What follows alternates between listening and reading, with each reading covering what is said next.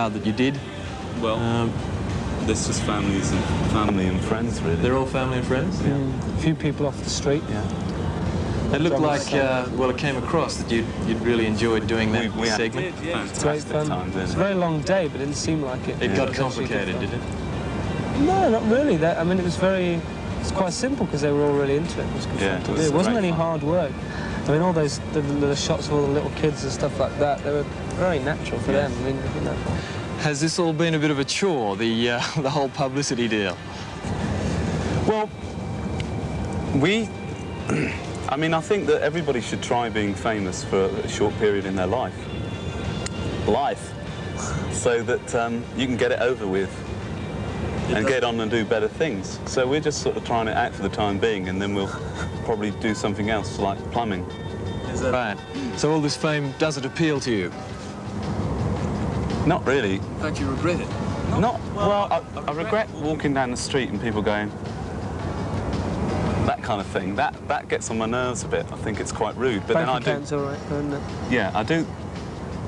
But I do the same myself if I see somebody that I think is well known. I freak. I mean, you know, doesn't that Rolf Harris? You know, that kind of thing. So, are you going to tell us sooner or later? I mean, do you begrudge the success of it all? No. Not at all. There are I think things it's well-deserved. Yeah. Well-deserved success. There are things you have to accept. You have to accept the bad sides as well as the good bits. People handing you loads of money. Yeah. That's a drag. I hate that. It's one of the things you have to live with in this business. Absolutely. Well, we feel sorry for you. You had you had a first-up hit in Australia. Was there ever any pressure to go down there earlier? Well, my mother was. We were thinking about moving there when I was about 6, and that's the most pressure I've ever had to go to Australia. Is that right? But apart from that, people have been pretty good about it, and have asked us if we actually want to go. Did it surprise you that that the band did get off the ground faster in Australia than say it did over here?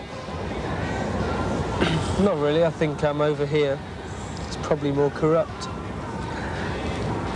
So a lot of markets. Well, no, a lot of markets. You can actually have hit records by just making good records.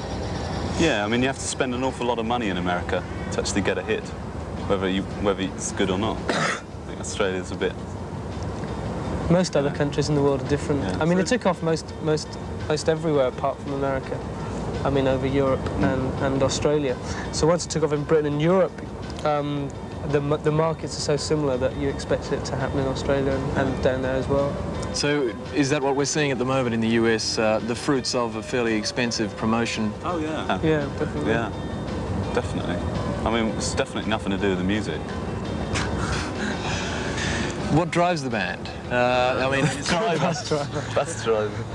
Besides bus driver, what's the motivation? Well, I think to get rich quick. No, not at all. What drives the band? I mean, it always starts with a desire to make music.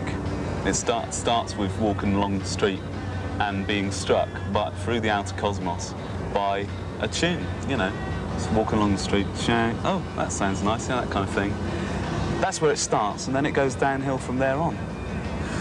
Downhill to where? Well, you know, kind of corrupt money side elements, you know, you becoming a person that, becoming a celebrity,